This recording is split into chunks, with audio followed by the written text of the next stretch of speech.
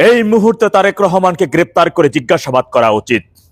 ধরে নিলাম ওদের কথা, আপনারা জানেন যে গতকালকে বেগম জিয়া মারা গেছেন, কিন্তু তার আগের দিন তার টিপসই নেওয়া হলো মনোনয়ন ফরমে, এবং মনোনয়ন ফরম গ্রহণও করলো নির্বাচন কমিশন।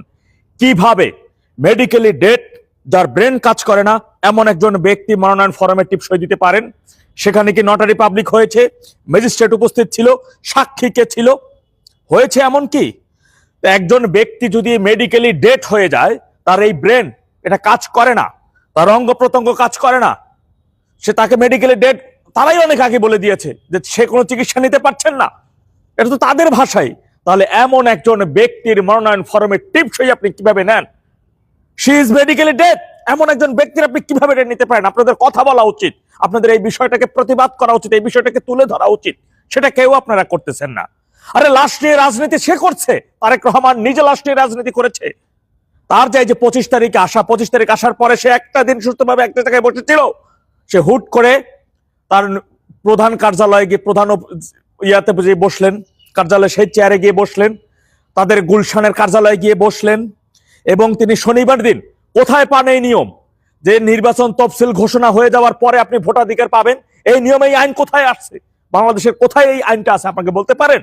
কারণ সে বিদেশি নাগরিক ছিল, তার মাকে মেডিকেলে, সে যে মারা গেছেন এই তথ্যটা যদি জানাজানি হয়ে যায়, তাহলে সেই দেশের নাগরিকও হইতে পারবে না। কারণ তার গার্জিয়ান কে, কিসের ভিত্তিতে সে বাংলাদেশের নাগরিক হবে? কে আছে তার? সুতরাং সেই লাশকে কাজে লেসে নাগরিকত্ব নিয়েছে, তাও আবার শনিবার দিন, সরকারি ছুটির দিনে তারা তার নাগরিকত্ব নিয়েছেন। সমস্ত কার্যালয়ে তার বসা হয়ে গেছে, আগামীতে তিনি একটি সংসদে নির্বাচন করবেন, তার বন্দোবস্ত হয়ে গেছে। এবং একজন মেডিকেলি, বড় কথা হচ্ছে তাদের ভাষাই আমি বলি, তাদেরটাই আপনি মেনে নেন না, তাদেরটাই আমি মেনে নিলাম, কিন্তু একজন মেডিকেলি ডেড ব্যক্তি কিভাবে নির্বাচনে তার মনোনয়ন ফরমে তিনি টিপসই দেন? এমন একজন রোগী, তার সম্মতি নিতে হবে, তাকে বলতে হবে যে হ্যাঁ আমি আমি আমি রাজি আছি, আমি নির্বাচন করতে রাজি আছি, আমার টিপসই নেন, এই সম্মতিটা তাকে দিতে হবে। সেটা ম্যাজিস্ট্রেটকে শুনতে হবে, সাক্ষীকে জানতে হবে, নোটারি পাবলিক হবে, তারপরে সে মনোনয়ন ফরমে যেটা নিবেন, তার টিপসই আপনি নিবেন। একজন মেডিকেলে ডেড ব্যক্তির তার অজ্ঞাত অবস্থায় তার ব্রেন কাজ করছেন, এমন সময় তার টিপসই আপনি নেন কিভাবে? এবং সেই টিপসই কিভাবে নির্বাচন কমিশন রিসিভ করে? কোন আইনের ভিত্তিতে? এরা সবগুলো ক্রাইম করেছে, দেশদ্রোহী তারা সামিলের কাজ করেছে। তারা পুরো হাসপাতালটাকে 1 মাস ধরে তারা মবের রাজ্য বানিয়ে ফেলেছিল। হাসপাতাল কর্তৃপক্ষ, এই পরিবারের লোকজনগুলা এবং এর ঊর্ধ্বতন নেতাগুলার এর সাথে দায়ী, এই ডেভিল ইনুসের সাথে দায়ী। আজকে পুরো 32টা দিন ধরে তাকে নিয়ে এভাবে অপরাজনীতি করা হয়েছে, একের পর এক তার বিষয়ে তথ্য গণমাধ্যমে নিউজ আছে, এই ডাক্তার জাহিদের বিষয় দায়ী। সুতরাং তাদেরকে ধরা উচিত, আপনাদের সত্য কথাটা বলা উচিত। লাশ, আমরা তার অবশ্যই তার বিদায়ী আত্মার মাগফিরাত কামনা করছি।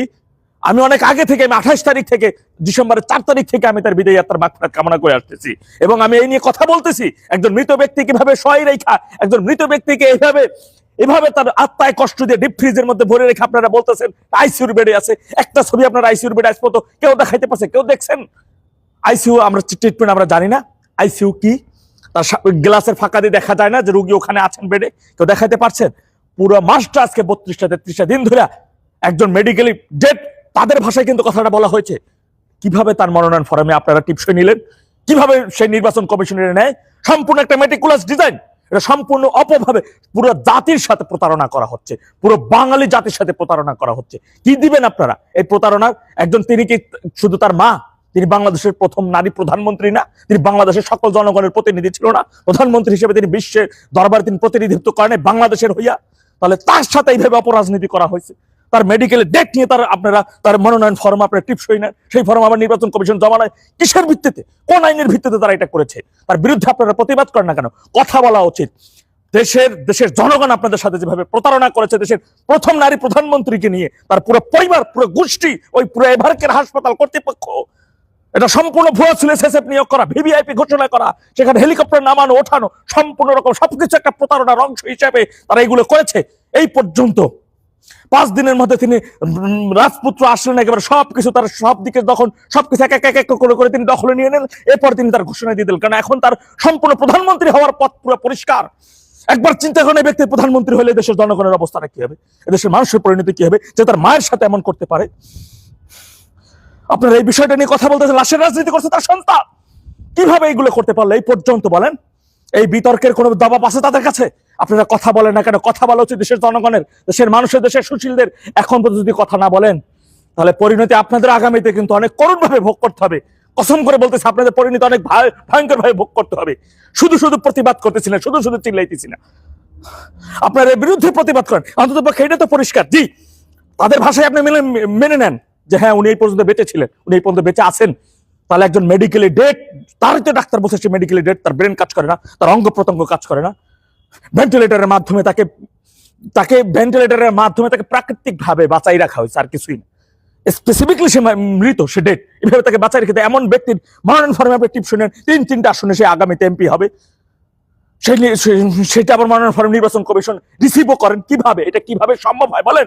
পরের দিন সে মারা গেল, পরের দিন তার মৃত্যুর ঘোষণা আপনি দিয়ে দিলেন। এটা কিভাবে সম্ভব? এই প্রতারণা জাতির সাথে, এত বড় প্রতারণা, এত বড় মুনাফিকি পুরো বাঙালি জাতির সাথে করা হয়েছে, তার বিরুদ্ধে আপনারা কথা বলছেন না। এর বিরুদ্ধে আপনাদের কথা বলা উচিত, আপনাদের প্রতিবাদ করা উচিত। প্রতিটা মানুষের আমি মনে করি পুরো বাঙালি জাতির সাথে প্রতারণা করা হয়েছে। পুরো আজকে 1 মাস 2টা দিন ধরে পুরো বাংলা জাতির সাথে প্রতারণা করেছে তার সন্তান। তার বিরুদ্ধে আপনাদের প্রতিবাদ অবশ্যই তাকে গ্রেফতার করে। এটার সাথে যারা জড়িত, যত মেডিকেল বোর্ড আছে, যে এবারকার হাসপাতাল কর্তৃপক্ষ, ডেভিল ইনুস সহ যারা এর সাথে জড়িত আছে, সবাইকে আগে গ্রেফতার করে তাদের জিজ্ঞাসাবাদ করা উচিত আপনাদের। তা না হলে এই দেশের আগামীতে অনেক ভয়ঙ্কর পরিণতি ভোগ করতে হবে এই দেশের সাধারণ মানুষকে। যদি আপনারা তাদের সাথে, আপনাদের সাথে এত বড় প্রতারণা যখন করতে পারছে, নিজের মায়ের বিষয় নিয়ে যখন একটা সন্তান এইরকম প্রতারণা করতে পারে জাতির সাথে, আর তার বিষয়তে ইমোশনাল হয়ে যান আপনারা, এর বিরুদ্ধে কথা বলে বলবেন লাশ নিয়ে কথা বলতে, আরে বাবা লাশ নিয়ে আমি কথা বলতেছি, এই বিষয়কে আমি প্রতিবাদ করতেছি না, কেউ তারা করছে এই বিষয়গুলো, তাদের বিষয়ে বলতে পারেন না। একজন মেডিকেলি ডেড ব্যক্তি, তাদের কথা মতো বলতে পারেন কিভাবে সে টিপসই দিল, কিভাবে তার মরণ ফর্ম জমা হয় আগের দিন।